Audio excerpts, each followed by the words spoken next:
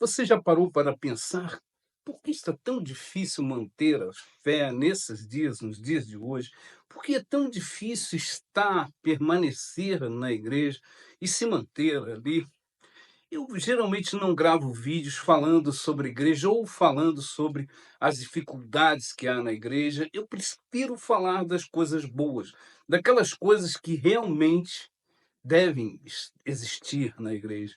Mas há determinados momentos onde acontecem coisas que não há como ignorar, não há como deixar para passar, não há como ignorar, não há como passar pano, como as pessoas gostam de dizer hoje em dia. E essa me parece ser uma dessas coisas.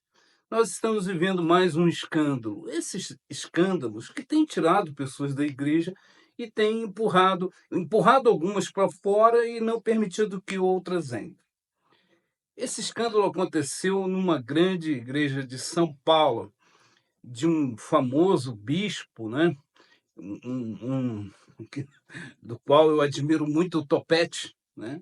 Talvez a inveja do careca, né? Mas eu admiro o topete. As palavras eu não posso negar para você que, na verdade, nunca ouvi.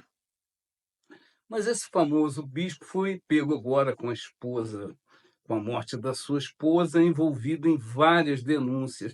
E eu não vou falar de nenhuma delas aqui que sejam apenas conjecturas. Eu vou falar de uma que é real, que é o imóvel onde morava o bispo e a bispa, que fica próximo eles eram vizinhos do Silvio Santos. O imóvel do Silvio Santos está à venda por 16 milhões, o do bispo custa 36 milhões de reais no Morumbi.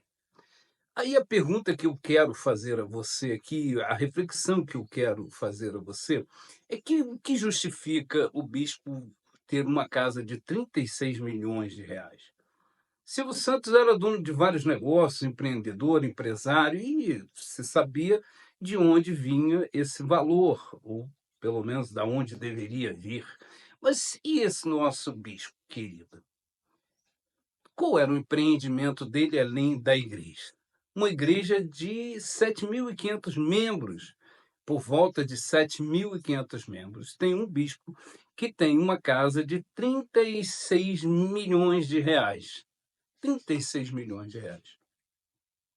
Se nós dividirmos o valor da casa pelo número de membros, em torno de 4.800 reais foi requerido para que ele tivesse essa residência.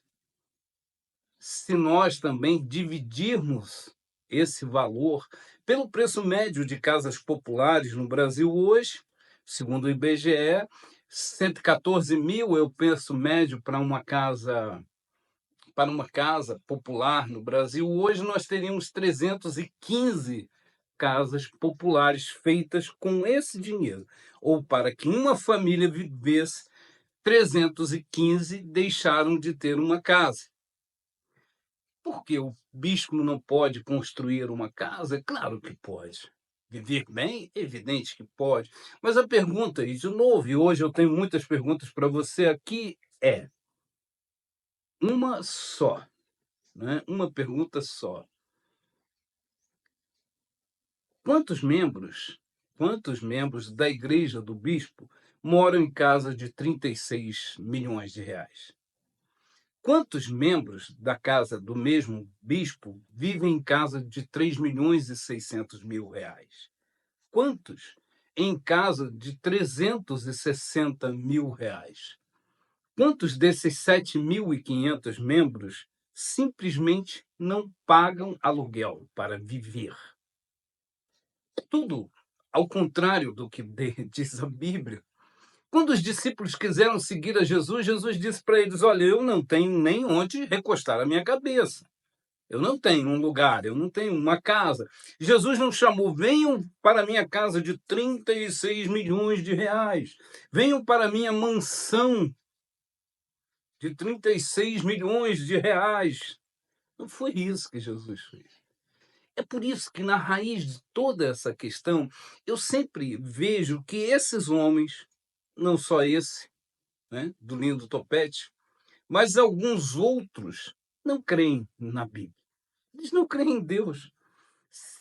Devem ter acreditado em algum momento, mas depois eles foram tomados por uma outra fé, uma outra crença, um outro desejo, e Jesus ficou muito longe disso. Porque senão não fariam isso. Se acreditassem no que está escrito em Lucas 7, 1 e 2, eles jamais fariam isso. Lucas 7, 1 e 2 diz: melhor, perdão, é impossível que não venha escândalos. É impossível, é uma impossibilidade, porque sempre vai haver homens e mulheres que vão se deixar levar pelas coisas, ao invés de levarem pela palavra de Deus. Sempre vai acontecer isso. Sempre, para alguns, em algum momento, as coisas vão ser mais importantes do que a vontade de Deus. Isso pode acontecer com você ou comigo. E é por isso que nós precisamos vigiar e temer e ter temor a Deus. Jesus continua, diz então: é impossível que não venha escândalo, mas ai daqueles por quem vierem. Se o escândalo vir, que não seja por mim ou por você, que seja por outro. Melhor que lhe fora que lhe pusessem ao pescoço um mor de atafona e fosse lançado ao mar, do que fazer tropeçar um desses pequeninos. Se eu ler essa palavra e não ter temor a essa palavra, eu vou fazer exatamente o que muitos têm feito, vivendo uma vida desregrada em cima do púlpito, vivendo uma vida desregrada, sem nenhum temor a Deus.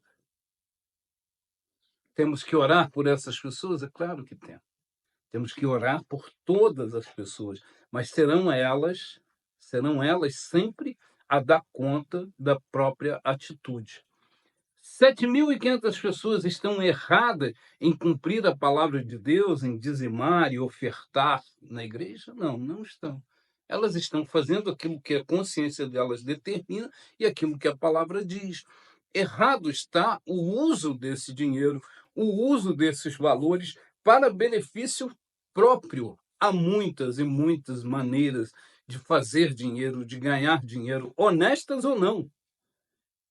Mas definitivamente o ministério não é uma maneira, não deve ser uma maneira de fazer dinheiro. Nós devemos entender que é digno o trabalhador do seu salário, sim, pastores, bispos, sei, bispas, apóstolos, são tantos títulos, não importa. O obreiro deve viver daquilo que produz, mas deve entender que se ele quer viver em mansões de 36 milhões de reais, talvez seja melhor escolher um outro ramo de negócio. Eu quero agradecer a você que esteve aqui comigo até agora, pedir a você que se inscreva aqui no canal do Instituto Conhecer, que toque o sininho de notificações, que fique aqui conosco. Isso é muito importante para nos ajudar a crescer e buscar levar conhecimento às pessoas, um conhecimento que realmente edifique a vida delas. Um grande abraço, até o nosso próximo vídeo.